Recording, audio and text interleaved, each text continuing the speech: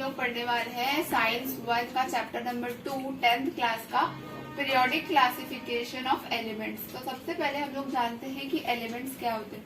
Elements वो substance होते हैं जो नेचर में प्योर फॉर्म में पाए जाते हैं, उसके सारे एटम्स एक जैसे होते हैं। ठीक है, अब एक पीरियोडिक क्लासिफिकेशन ऑफ एलिमेंट्स का मतलब जितने भी एलिमेंट्स हम लोग अभी पढ़ रहे हैं इस चैप्टर में वो सारे अरेंजमेंट है in the form of a table. ठीक है, तो इस वीडियो में हम लोग देखने वाले हैं डॉबेराइनस ट्राइड्स। ठीक है, डॉबेराइनस ट्राइड्स।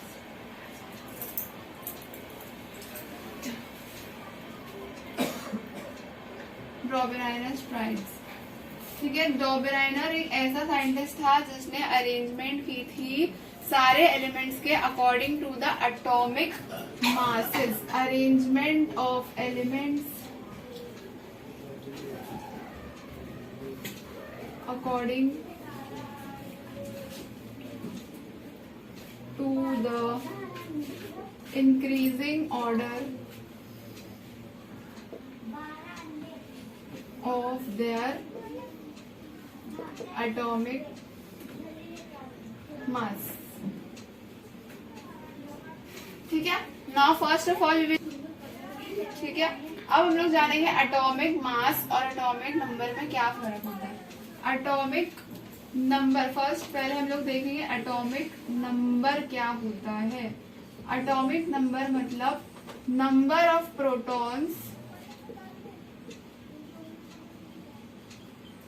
इन न्यूक्लियस। ठीक है, एटम होता है उसके अंदर न्यूक्लियस होता है। सपोज ये हम लोग का एटम है और ये उसके अंदर का न्यूक्लियस है, तो उसके अंदर नंबर ऑफ प्रोटॉन जितने भी होंगे वो होगा एटॉमिक नंबर। और अगर हम लोग number of protons plus number of neutrons अगर हम लोग कर देते हैं तो वो उसका होता है एटॉमिक मास नंबर। समझ में आया? तो एटॉमिक मास नंबर क्या होता है?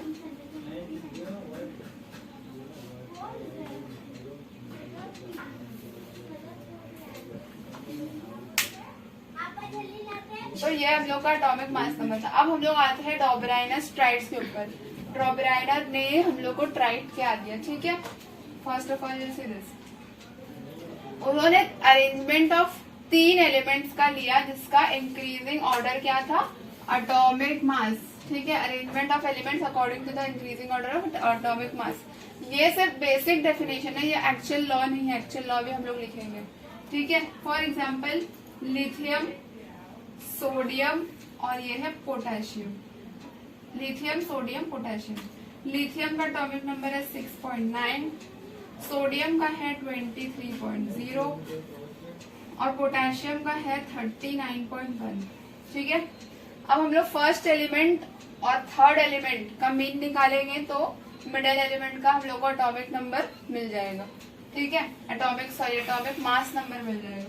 तो इसका मीन हम लोग ऐसे निकाल सकते हैं 6.9 प्लस 39.1 डिवाइड बाई 2। तो इसका आंसर आएगा 46.2 विच इज इक्वल्स टू 23। ठीक है, तो ये डॉबेराइनर ट्राइड से तो हम लोग को ये पता चल गया। तो डॉबेराइनस का ट्राइड उसने ऐसे दिया था, अगर आप लोग को लॉ आया तो आपको ऐसे लिखना पड़ेगा। He arranged the element in an increasing order of atomic mass। increasing order यानी कि छोटे से बड़े में atomic masses को वो अरेंज किया। ठीक है, showed that the atomic mass of the middle element यानी कि 3 एलिमेंट्स लिए, उनमें से जो 3 में से जो बीच का एलिमेंट है middle element was approximately equal to the mean। यानी कि फर्स्ट और थर्ड एलिमेंट का अगर हम लोग मीन निकालेंगे तो वही मिडिल एलिमेंट का एटॉमिक मास नंबर रहेगा। ठीक है, तो एग्जाम में आपसे ऐसे पूछ सकते हैं, आपको एग्जाम्पल दे दिए रहेंगे। फॉर एग्जाम्पल, ठीक है, Mg और ये हो गया हम लोग का कैल्शियम और ये हो गया हम लोग का स्ट्रोंशियम। ठीक है, Mg का 24.3, कैल्शियम का 40.1 और स्ट्रोंशियम का 87.6। ठीक है, तो ये सब एलिमेंट्स के मासेस दे दिए, एटॉमिक मासेस। अब हम लोग उसका मीन निकाल लेंगे। ठीक है, तो 24 फर्स्ट एलिमेंट और थर्ड एलिमेंट का मीन निकाल लेंगे। 24.3 प्लस 87.6 अपॉन 2, तो इसका आंसर आएगा कुछ 111.9 divide by 2 which is equals to 55.6। तो हम लोग देख क्या कैन वी सी, यहाँ पर देख सकते हैं, यहाँ पर कैल्शियम का एटॉमिक नंबर 40 बता रहा है और इसका हम लोग को डॉबेराइनर स्ट्राइड्स के रूल से क्या मिला 55.6। तो क्या ये डॉबेराइनर रूल को फॉलो कर रहा है? नहीं फॉलो कर रहा है। ठीक है, तो एग्जाम में आपसे पूछ सकता है कि does this particular triad follows Dobereiner triad, तो आप लिखेंगे नो। ओके, क्योंकि इसका एटॉमिक मास तो कुछ और है और हम लोग को ट्राइड के लॉ से कुछ और है। ठीक है, अब हम लोग और एक एग्जाम्पल देख लेते हैं। Example number 2। ठीक है, फॉर एग्जाम्पल सल्फर, सेलेनियम, ऐसी सेलेनियम और ये है टिन। इसका एटॉमिक मास है 32.1, सेलेनियम का है 79.0 और टेलीनियम का है 127.6। ठीक है, तो अभी हम लोग डॉबेराइनर के रूल से क्या करेंगे, ये फर्स्ट एलिमेंट और थर्ड एलिमेंट का निकालेंगे। ठीक है, तो क्या करेंगे 32.1 प्लस 127.6 डिवाइड बाय 2 करेंगे, तो हम लोग को कुछ आंसर आएगा 159.7 divide by 2 which is equals to 79.85। ठीक है, अप्रॉक्स वैल्यू बोला है ना, अप्रॉक्स वैल्यू यानी कि ऑलमोस्ट क्लोज वैल्यू। तो यहाँ पर हम लोग का आंसर है 79.0 और यहाँ पर आ रहा है 79.5। तो क्या ये डॉबेराइनर रूल को फॉलो कर रहा है? यस, फॉलो कर रहा है। तो हम लोग आंसर लिख सकते हैं yes it is following Dobereiner triads. ठीक है, और एक एग्जांपल देख लेते हैं, पॉज कर लेते हैं। अब हम लोग थर्ड एग्जांपल देखें। ठीक है, अब आप बताइए कि ये फॉलो कर रहा है कि नहीं। ये है बेरिलियम, ठीक है, ये है मैग्नीशियम और ये है कैल्शियम। बेरिलियम का एटॉमिक नंबर है 9.0, मैग्नीशियम का है 24.3 और कैल्शियम का तो है 40.1। ठीक है, अगर हम लोग इसका डॉबेराइनर ट्राइड फॉलो करेंगे, कैसे फर्स्ट एलिमेंट थर्ड एलिमेंट का मीन निकालेंगे, तो कैसे निकालेंगे mean 9.0 plus 40.1 divide by 2, so we get 49.1 divide by 2 which is equals to 24.55। Okay, तो ये हम लोग को 24.3 मिला और ये 24.55, तो ये ऑलमोस्ट अप्रॉक्स वैल्यू हम लोग को मिल गई। तो क्या ये डॉबेराइनर रूल को पर्टिकुलर ट्राइड डॉबेराइनर रूल को फॉलो कर रहा है? यस, फॉलो कर रहा है। तो we can say yes it is following Dobereiner triads. ठीक है, सेकेंड लॉ जो हम लोग पढ़ेंगे, जो साइंटिस्ट आए थे अरेंजमेंट के लिए, वो थे न्यूलैंड। ठीक है, न्यूलैंड लॉ ऑफ ऑक्टेव्स। अब इसको लॉ ऑफ ऑक्टेव्स क्यों बोला जाता है ये हम लोग आगे पढ़ेंगे। ठीक है, इन्होंने क्या बोला था, when the elements are arranged in the increasing order of the atomic mass, यानी कि एलिमेंट्स क्या हो रहे हैं, increasing order of the atomic masses. बोल सकते हैं कि एटम्स कैसे अरेंज है, increasing order of the atomic masses. तो पहले था हाइड्रोजन, ठीक है, फिर lithium,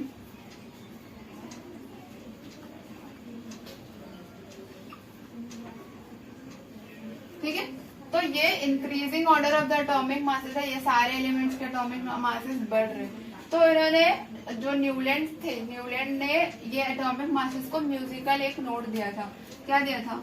musical note. Musical note क्या नोट का नाम क्या था? सा, रे, गा, मा, पा, ध, नी।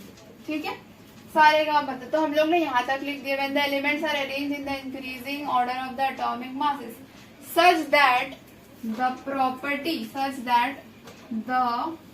Property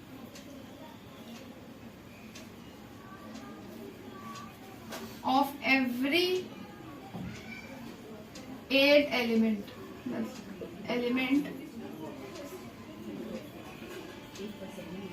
are similar to the first element। ठीक है, यहाँ तक समझा? मतलब फर्स्ट एलिमेंट के बाद 8वां एलिमेंट जो रहेगा वो रहेगा हम लोग का फ्लोरीन। ठीक है, फ्लोरीन यानी कि फ्लोरीन और जो हाइड्रोजन की जो प्रॉपर्टी रहेगी, ये फर्स्ट एलिमेंट है। फर्स्ट एलिमेंट के बाद 8वां एलिमेंट कौन सा है? First, second, third, fourth, fifth, six, seventh और ये 8। तो फर्स्ट एलिमेंट और 8 एलिमेंट, ये हम लोग का फर्स्ट एलिमेंट है, 8वां एलिमेंट है। इन दोनों की प्रॉपर्टी सेम रहेगी। अब उसके बाद आ जाता है फर्स्ट आता है सोडियम, मैग्नीशियम। ठीक है, ये सोडियम और लिथियम की जो प्रॉपर्टी है ये दोनों सेम रहेगी, ये दोनों सेम रहेगी। ठीक है, अब मैग्नीशियम क्या आ जाता है? एल्यूमिनियम, फिर आता है सिलिकॉन, फिर फास्फोरस, फिर आता है सल्फर। तो हम लोग बोल सकते फर्स्ट एलिमेंट, ये फर्स्ट एलिमेंट है और ये 8वां एलिमेंट है, ये फर्स्ट एलिमेंट है, 8वां एलिमेंट है। तो ये सब की जो एलिमेंट्स की प्रॉपर्टीज है वो मैच करेंगे। अब फ्लोरीन के बाद आता है हम लोगों का क्लोरीन। ठीक है, फ्लोरीन, क्लोरीन और ये पोटेशियम और ये कैल्शियम। तो ये सारे एलिमेंट्स इसको मैच करेगी। ठीक है, ये था न्यूलैंड का ऑक्टेव। न्यूलैंड के टाइम पे टोटल कितने एलिमेंट्स थे? उसके टाइम पे टोटल 56 एलिमेंट्स थे। तो उन्होंने सारे एलिमेंट्स को अपने इस लॉ ऑफ ऑक्टेव्स के इसमें अरेंजमेंट करने की कोशिश की। ठीक है, तो अब हम लोग इसका लिमिटेशंस पे आ जाते हैं। लिमिटेशंस मतलब क्या कि कहाँ तक वो स्टॉप होगा, मतलब ये ऑक्टेव का रूल फॉलो नहीं हुआ। तो उन्होंने तो काफी सारे एलिमेंट्स का ट्राई किया था, जैसे कि कैल्शियम, लेकिन लॉ ऑफ ऑक्टेव सिर्फ और सिर्फ कैल्शियम तक ही फॉलो हुआ। किसमें, कहाँ तक फॉलो हुआ? कैल्शियम तक। ये FIB में पूछते हैं कि Newland law of octave was followed till which element? तो आपका आंसर आ जाएगा कैल्शियम। ठीक है, ये हम लोग का एक लिमिटेशन हो गया। तो उसके बाद तो बहुत सारे एलिमेंट आए थे, जैसे कि ये Cr, chromium, titanium, magnesium, manganese, iron, सोन, ऐसे बहुत सारे एलिमेंट आए थे, स्टॉप हो गए थे।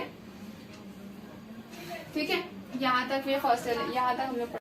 तो जैसे अभी हम लोग ने देखा कि इसका लिमिटेशंस क्या थे कि ये न्यूलैंड ऑक्टेव कैल्शियम तक फॉलो कर रहे हैं। ठीक है, तो हम लोग ऐसे लिख देते हैं लिमिटेशंस क्या है इसका? फॉलोज ओनली अप टिल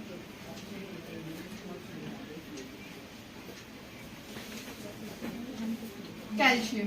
ठीक है, सिर्फ ये लॉ जो न्यूलैंड लॉ ऑफ ऑक्टेव्स थी। ऑक्टेव्स हम लोग ने क्यों बोला? क्योंकि ये सारे गाने के फॉर्म में। ठीक है, ठीक है, तो ये कैल्शियम तक मतलब फॉलो किया न्यूलैंड ऑक्टेव। सेकेंड इसका ड्रॉबैक आ जाता है, क्या आप देख सकते हैं, कोबाल्ट एंड निकिल, ये दो एलिमेंट को एक बॉक्स में वो लोग ने प्लेस किया।